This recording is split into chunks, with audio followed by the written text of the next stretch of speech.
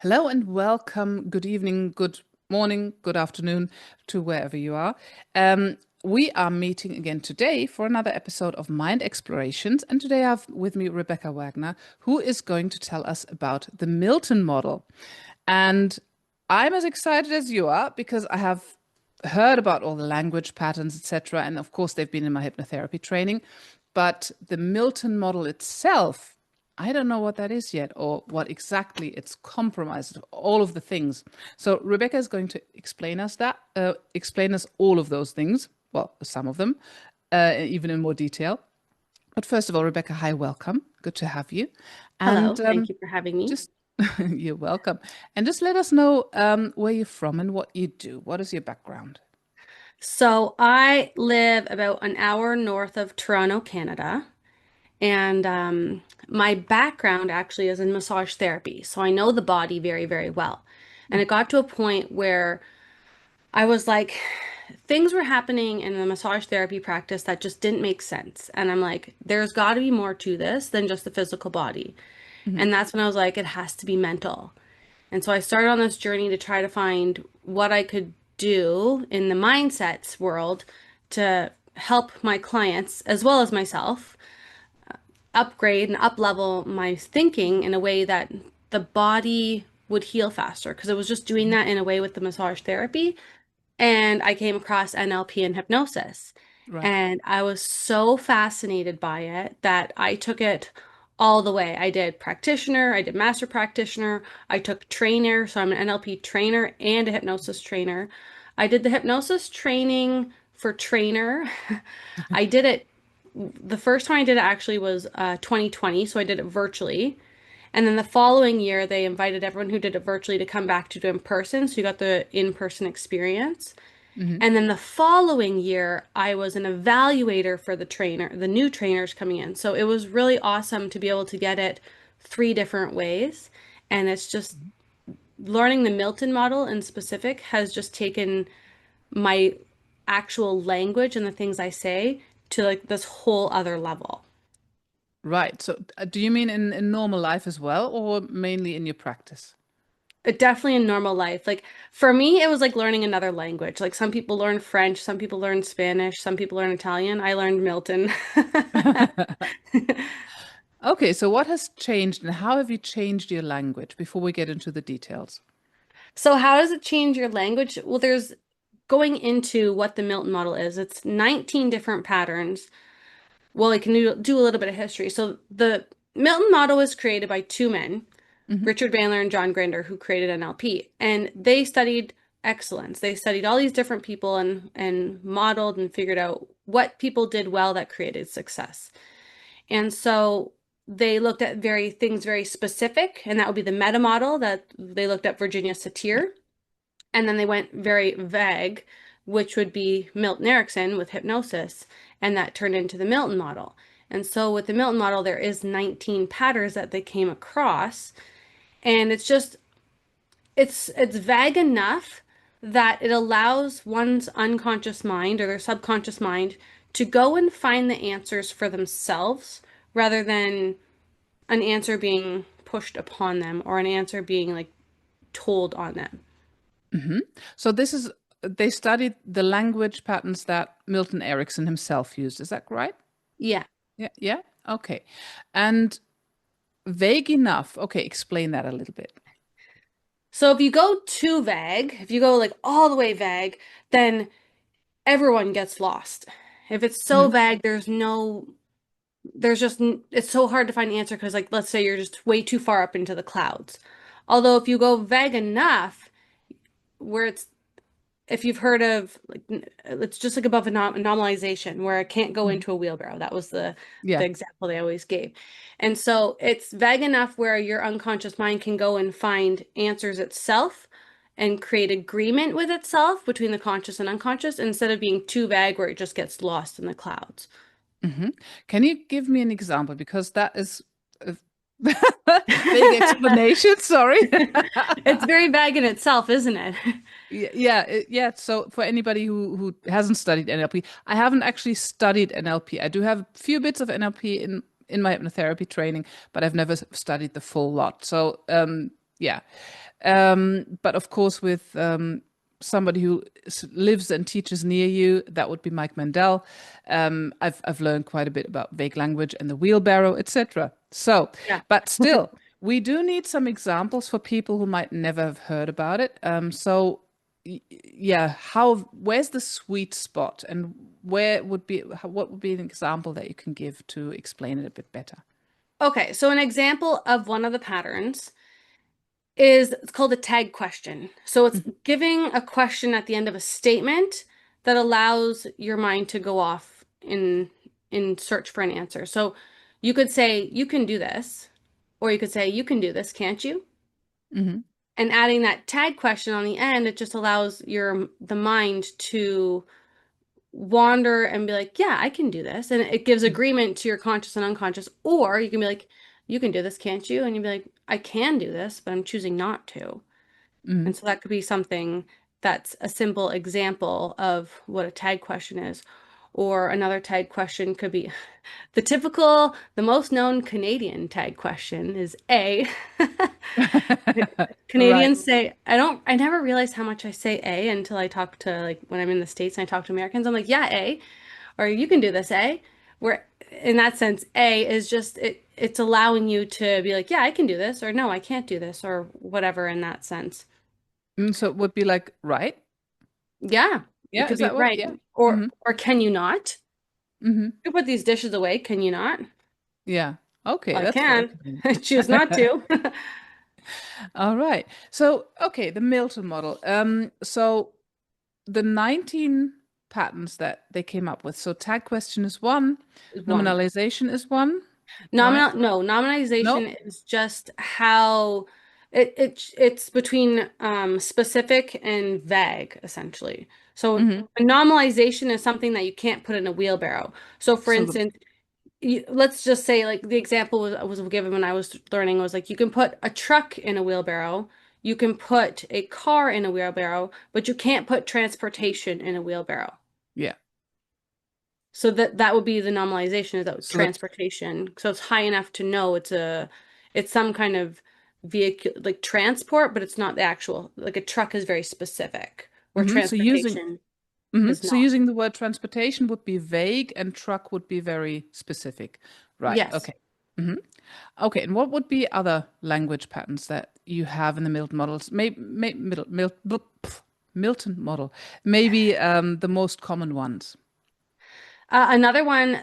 So the for the listeners who are either hypnosis trained or have been in some kind of hypnosis session before, you've probably said this or you've probably experienced it without even realizing it's one of the patterns, and that would be what's called pacing current experience. So as you sit there in that chair listening to me, then you know that you can make these shifts and make these changes happen very easily. Mm-hmm.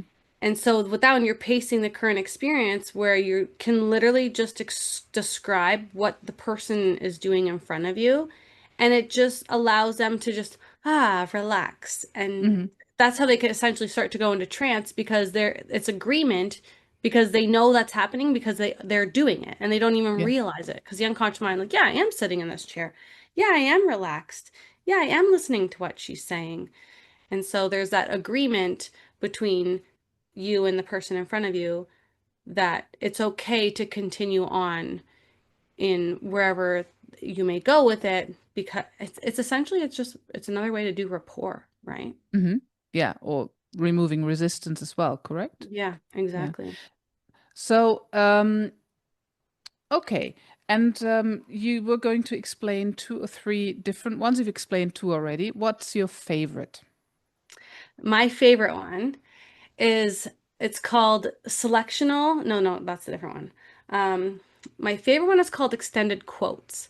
So an extended quote is a way that you give a quote, but someone gets so lost in it. You may have heard a story like this before, where you get so lost that at the end you give the statement of what you want and it creates agreement, because they're like, I know that part. So for instance, I had a friend whose sister's aunt's friend's teacher said that they could really learn, they learned this when they taught it in the class, and the whole class understood it very easily.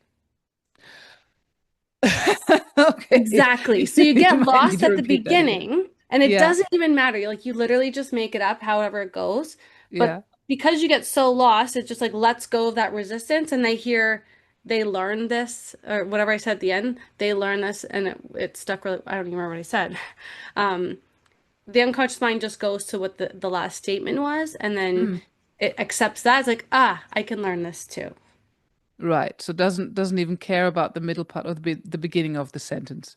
Right, because someone could be like, wait a minute, your uncle's brother's sister's wife's daughter? Like, what? But it doesn't even matter how you say it. It's just it's creating this open loop, and then you insert what the statement that you Mm. actually want, and then the mind gets agreement with the statement that you want because that's the thing it understands. Hmm. So it just accepts because, oh, that's so much easier than what came before. Yeah, it's almost like a little bit of a Hmm. confusion technique too. Yeah. Yeah. Hmm. Okay. And in a therapeutic manner, we're always trying to get the unconscious mind to accept whatever is being said and to accept the suggestions through Yes. the language patterns. Okay. Do various language patterns in the model have different purposes, or do they all serve the same purpose? That's a good question. I would say they're just a whole bunch of tools in a tool belt. So you Hmm. may use a couple all at once. You may even use a couple together. You could use them all if you really wanted to, but whatever then this is where it becomes a language in the terms that it just becomes, when you learn it so in depth, it just becomes second nature. And so you don't even no longer have to think about what you're saying. It just comes out, and the person in front of you, or if you're in the session, it just makes it easier to understand in a way to the unconscious mind that it's going to work and help you. Hmm. And is there any chance of manipulating the client or the client feeling manipulated through those And patterns? this is a great question as well, because I actually had one of my clients ask me that. They're like, is this a form of manipulation? And it's not, because nobody's being manipulated. You can't be manipulated by your own unconscious mind. Hmm. One of the prime directives of our unconscious mind is to keep us safe. Yeah. And so in that sense, there's no manipulation because it's giving your conscious and your unconscious mind agreement on something. It doesn't mean that you have to agree on what's being said. It just means that there's agreement between conscious and unconscious. I'm just thinking if it's, say, like in a weight loss session, and you could use the pacing, the current experience. So as you sit there listening to me, you know that the words I'm saying are hitting somewhere inside to know that those cells can start to heal and change and become more healthier, whatever it is. There's no manipulation there because you're just at that point talking to the conscious and the unconscious about the cells of the body. Hmm. And so that was pacing current experience as you're just sitting. And it's also a little bit of mind read. That's another one because we don't know what they're thinking, although you can plant in that thought of what you possibly want them to think. And they're going to think it in the way that they understand it and feels best for them. Okay, the mind read. Explain that, please. Well, mind read is exactly what you think in the Hmm. sense where you're mind reading in the terms where you're planting a thought that they may or may not have. And this is something we do all the time anyway, where it's Hmm. like, oh, I'm not going to phone this person because they're probably busy. Well, we don't actually Hmm. know that. We're just reading their minds and thinking they're busy. Right. And mind reading is actually it's one of the patterns. It's hypnosis. And a lot of people don't even realize it. So like that's what's going to be fun about this conference that's coming up in Chicago is that I'm going to be talking about the Milton model in this way. And there's a lot of hypnotists that use a lot of these patterns and they don't even realize it. And so just Right. to bring awareness to it, to be like, oh yeah, that is something that came from Milton Erickson in the beginning. Like, he did this all the time. He would plant thoughts into people's head, and it's not manipulation because you can plant a thought, but the outcome of it is gonna be whatever you decide it's gonna be, right? Hmm. So how would you speak to somebody who's uncertain of whether they want to go to the conference or not? And you want to convince them or you want to get them to go to the conference. How would you do that? Well, you can't make anybody do anything against their will. Mhm. No, they're unsure. They want to go, but they're not really sure. So they want to go, but they're not sure. I mean, just as a stupid example, I mean, you could go with weight loss or something else, but let's just imagine they want to go to the conference, but they can't get themselves. They need this little last push, and they've asked you, please, can you make me go to the conference? Oh, I love this. Okay. So you're someone who wants to go to the conference because you're going to get that fear of missing out. And instead of that, thinking of it that being that fear of missing out, you could think of that fear of missed opportunity. And if it's a fear of missed opportunity, you could ask yourself, is it getting me closer to or farther away from my goals for me to go or not go? And so now you're getting the person's mind thinking that if this is something that's going to get me closer to my goals, then it's probably something that I should get to because I'm going to meet the right people. I'm going to create the best, really new networking. I'm going to have better networking opportunities. I may meet that one person that's going to help me and my business get to the next level. I may find that business partner that I've been looking for that's going to, together, we're going to soar our business in another way. I'm going to create a new friendship that's going to last for years because we're so like-minded and we just clicked in a whole new way. So it's not that fear of missing out, it's that fear of missed opportunity. And it's something that you really have to decide because the decision ultimately is it's easy. It's yes or no. It's the emotion behind it. And so do you want to go or not? And if it's a yes, and if you know that it's getting you closer to your goal, then why are you holding yourself back? Ooh, can we unpack this? We can. Do I remember what I said? No, not really. Oh, Because, damn. but we can because Mhm, it's so many different, there's just so many different of the patterns in there that it's mhm. hard to like pull them apart, but we totally can unpack it. So let's do it. Yeah. Okay. Right. Oh, I know. I need to remember what you said. Fear of I missing know. out. No, fear of missed opportunity. That's a good one, eh? Yeah, See, that is a there's the good one. Yeah. Canadian in me, eh? Hey, tag. That's a hidden tag question, Canadian tag question. Yeah. Okay, fear of missed opportunity, and then you need to make a decision, and the emotion that's behind it. Okay, that's the ones I can remember now. Yeah. So the fear of missed opportunity, that's um it could be a it could be where keeping it vague, it's keeping it vague, right? What is the Hmm. opportunity? We don't even know what the opportunity Yeah. is. Hmm. But you know that there's if you really want to go, that's why you have that FOMO. Yeah. Because if you didn't want to go, you wouldn't have the FOMO. And Yeah. I have been in these situations many times. I'm sure you've been in these situations many times before too. Like I really want to go to the UK conference in November, and I Hmm. just cannot make it work because like with the conversion rate, it's a lot. Hmm. And so I've got this FOMO of going, and that's a fear of missed opportunity because it's the emotion behind it. But in Hmm. the end, I'm like, is this going to be closer to or further away from my goals, or is this just because I want to go on a trip and see a bunch of my friends and meet new people? And I'm like, okay, when it comes to that, yeah, maybe it'll help me grow my business. Although I feel like it's the emotion behind it for me is because I just want to go on a trip and see my friends. Yeah. So I'm keeping it vague enough that I'm giving myself choice, but also in the end, when I ask myself, like, why do I really want to go? It's because I want to see my friends. Yeah. Right. So the opportunity for the client is okay, what to really look into what they want to be doing and to really Mhm. from all sides. An opportunity could be either meeting friends or could be networking or could be professional development, Yeah, right? exactly. Yeah. So that's the vagueness of opportunity. What else did you have in there? I have a few of them of the Milton model here. A few. Oh God. Can, should, may, must. Reading minds. Okay, reading minds. I think you had in there somewhere. Yeah, mind reading. Yeah. Yeah. Uh, where do we have mind reading? You could be mind reading in the way that you think they're thinking that. So Hmm. so you're thinking that they're thinking it, so you just say it. You don't know if they're actually thinking it or not. Although when you say it, now they start to think it. So you've made it true afterwards for before. Right. Yeah.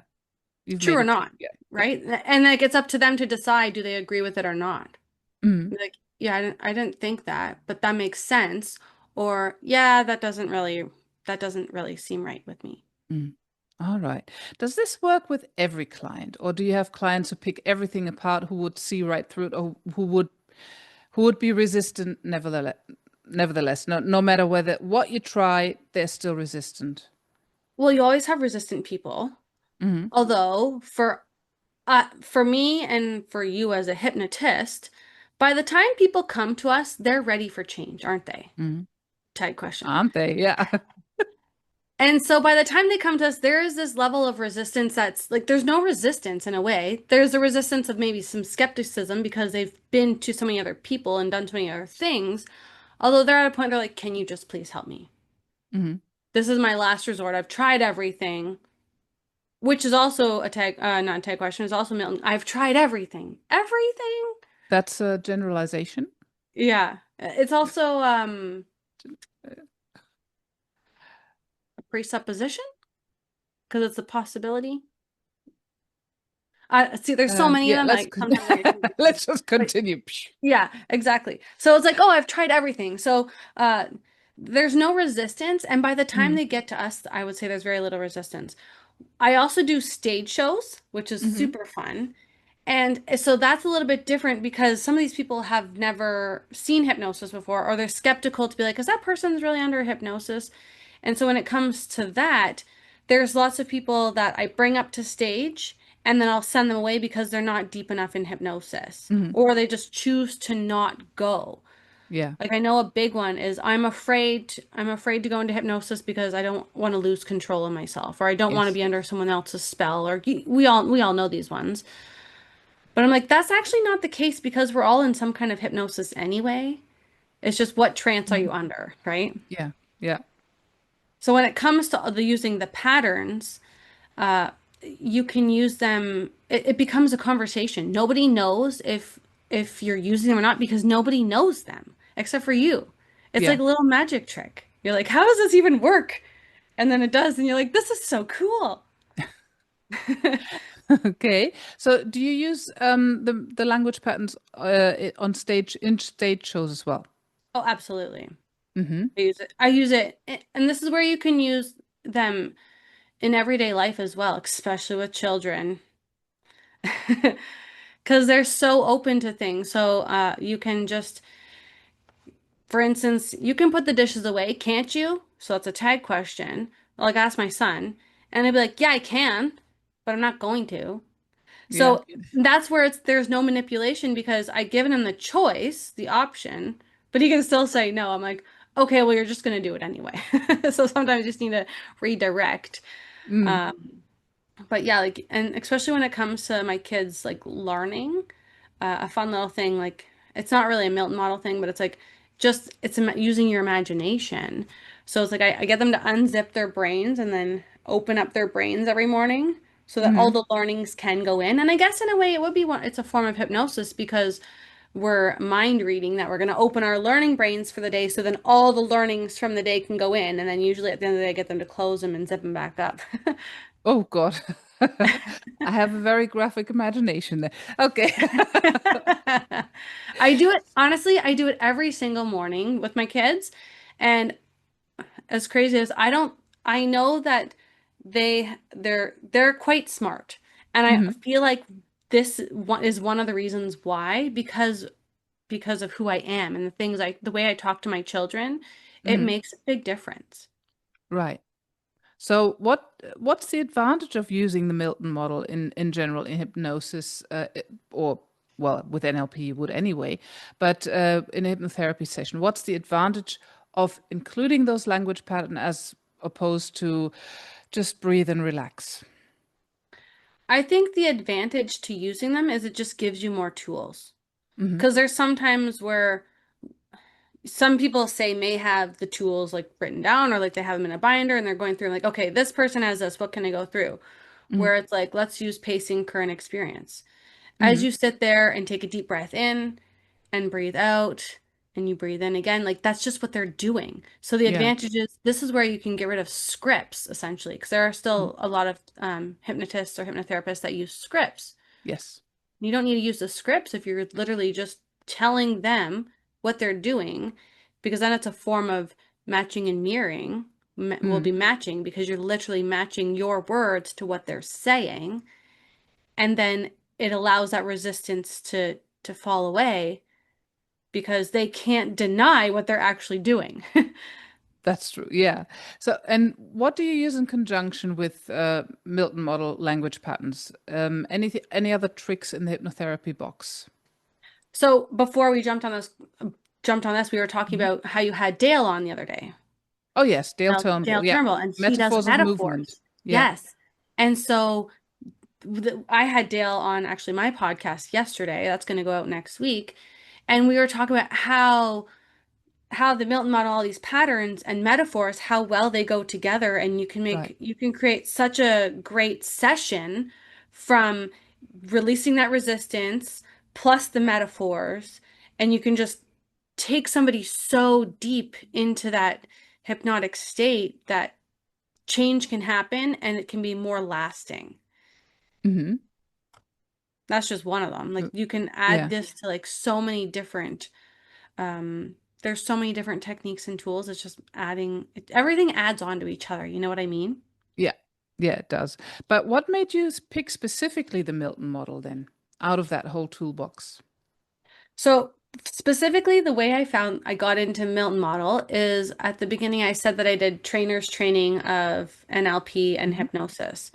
So when you do the trainer's training of NLP, at the end you have to do like this big um, you got to do a big exam.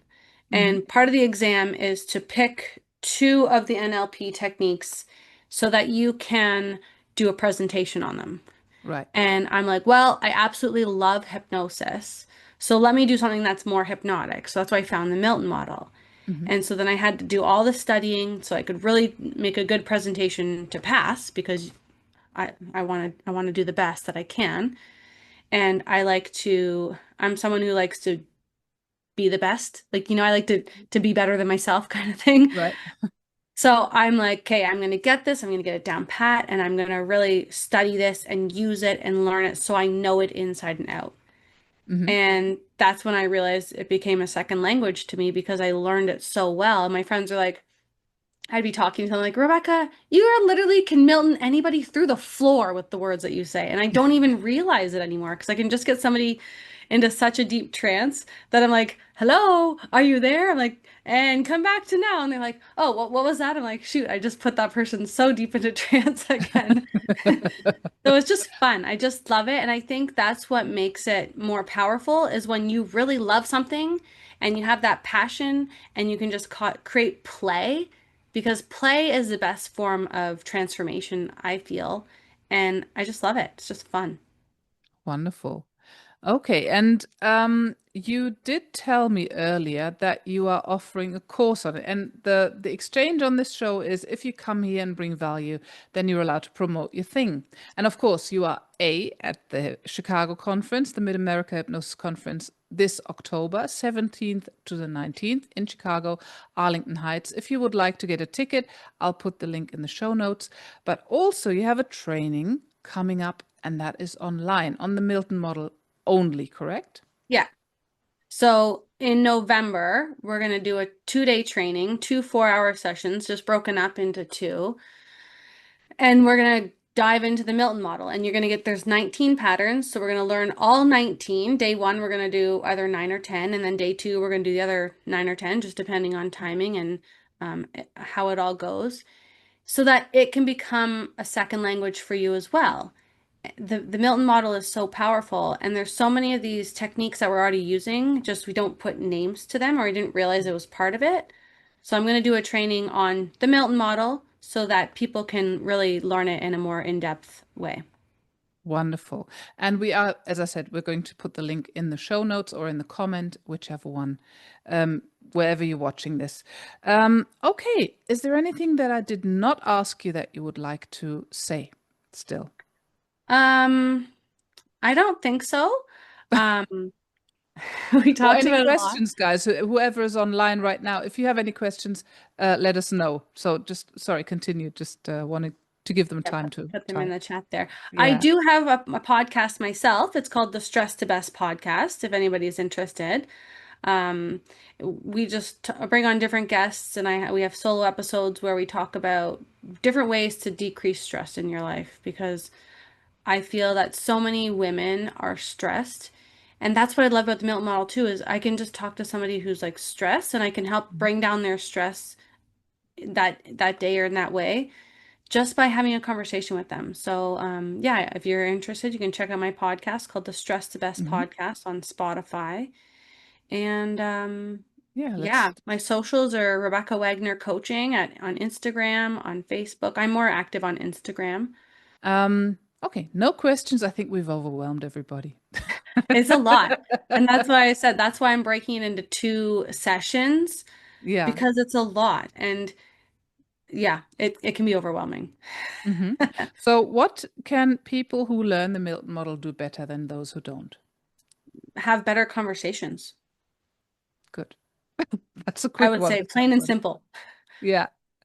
Wonderful. Thank you so much for being here, Rebecca, and everybody who joined us live. And yeah, I'm looking forward to seeing you in about 3 weeks' time, 2.5 weeks, 2 weeks' time. 2 weeks time. Time Thank is you for having flying. me. 2 or 3 more sessions before the Chicago conference, and after that, we'll have more sessions as well. Check out the Mind Explorations group on Facebook for the events. That's where I put them, and I will do my best to do the emails as well this time. So, okay. Thanks again, everybody, for joining.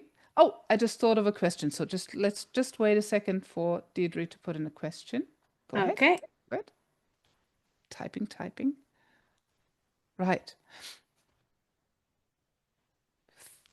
Now you need to type quickly. There we go. What deeper belief about choice and opportunity is revealed when some reframes fear of missing out? When some, okay. Someone. When someone reframes fear of missing out. Oh, that's going back to the Chicago conference. What What deeper belief is revealed?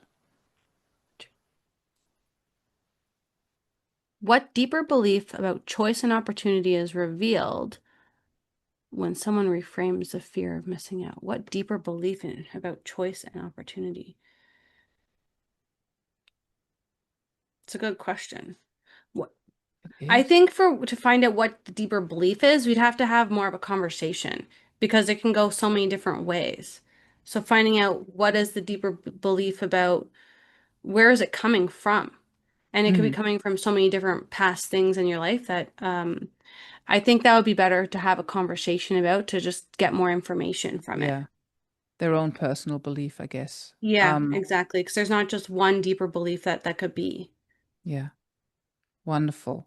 I think we've answered that very well. Or you've answered that very well, not we. All right. You're Thanks again, and have a wonderful day, evening, and see you next week. Bye bye.